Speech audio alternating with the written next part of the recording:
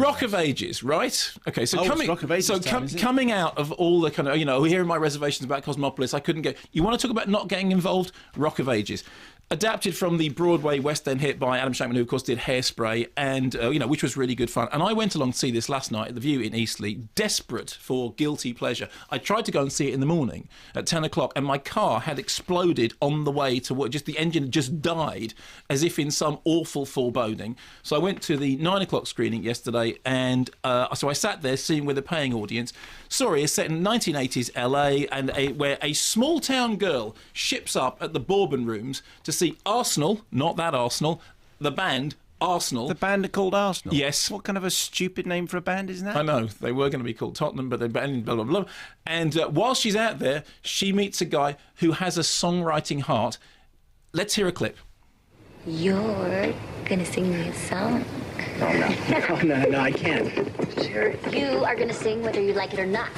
Now breathe. Hey. Don't be nervous. Okay, this is something I kind of started working on after we, met last night. Just a small town girl living in a lonely world. She took the midnight train going anywhere. I sing her in a smoky room, the smell of wine and cheap perfume. For a smile they can share the night. And it goes on and on and on. I love it. It's so beautiful. I can't believe you wrote that.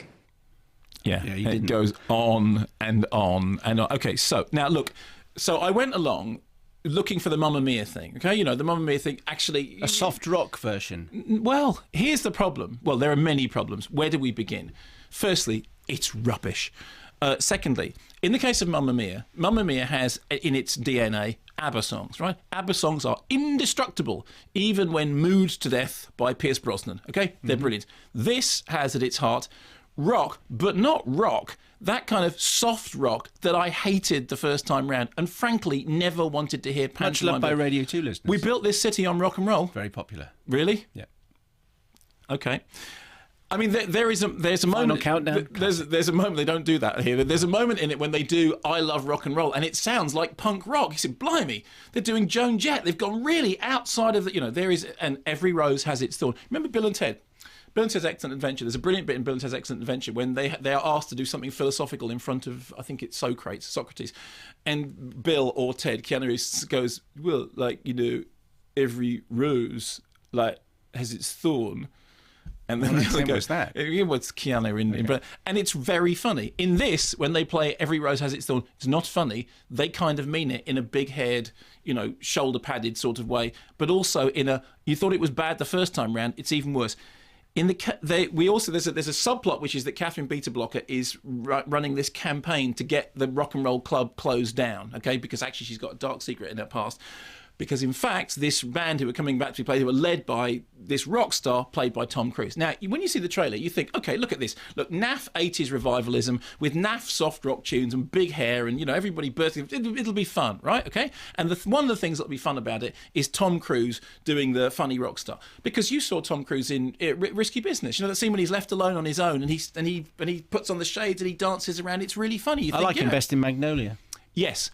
And the thing that's missing from this is any of that element in Magnolia, in which he has that dangerous and dangerous and sort of broiling sexuality and really sort of vile, nasty, creepy person. All of that, none of that is here. Or you think of something like Tropic Thunder, in which he's doing a really funny, self-deprecating, sort of poisonous character. Here, none of that at all. Here, when you see him on stage being the rock star, all you think is, A, Ewan McGregor was really good doing an impression of Iggy Pop in Velvet Goldmine, the film that nobody went to see, and B, you're too short to wear those leather trousers, sorry, and C... Do you have to be tall to wear leather trousers? Look at Tom Cruise in this. I mean, listen, and I speak as a leather trouser offender of yore. I did an entire series of Danny Baker's After All wearing a ludicrous pair of leather trousers, and, and my legs... Have you still got them? I think they've walked off into the sunset. If I have them, I don't know that I have them anymore. I certainly hope I don't. I might come next week in leather trousers. Have you got leather trousers? Oh, yeah, I think so. You don't ever wear them. I wore them on telly once. Yeah, well, I wore them on telly 10 times. Okay. And that's but he's really, really bad. And he does this thing that's kind of arching his body in a way to look like, he doesn't look like Iggy Pop. He looks like David Bowie. Everyone looks like David Bowie to me this week. He looks like David Bowie doing the Elephant Man on stage, doing that kind of weird sort of bodily contortions thing.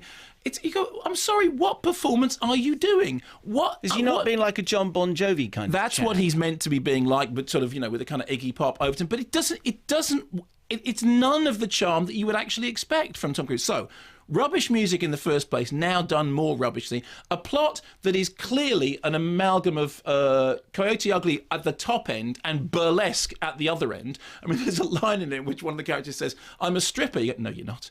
No, you're not. You've just walked out of that film. But, I mean, it makes burlesque look like Showgirls in terms of its sort of, gritty down. But fine, you don't come to this sort of stuff for grittiness. You don't come to it for down and dirty. What you come to it for is, you come to it for big smiles, big laughs, in the same way that you did with Mamma Mia. And so we said Mamma Mia made the world turn upside down. And suddenly I realised that being on a Greek island with, people dancing around in dungarees, singing Mamma, it was great. In the case of this, I went in thinking I never liked soft rock in the first place. I came out of it thinking that was gruelling. I like Tom Cruise. It's one of the rubbishest performances he's ever given. And here's the really big honking mistake. Russell Brand's in it, right? Russell Brand plays this British guy who's living in LA, and he does the worst British accent I have ever heard. It's a Brummie accent, isn't it, that he does? Well, I think it's meant to be sort of Ozzy Osbourne, and I do a terrible Brummie accent. It sounds like the worst American actor doing an impression of it. I mean, everyone else in the movie is American. Alec Baldwin is the best thing in it, and even he's not very good.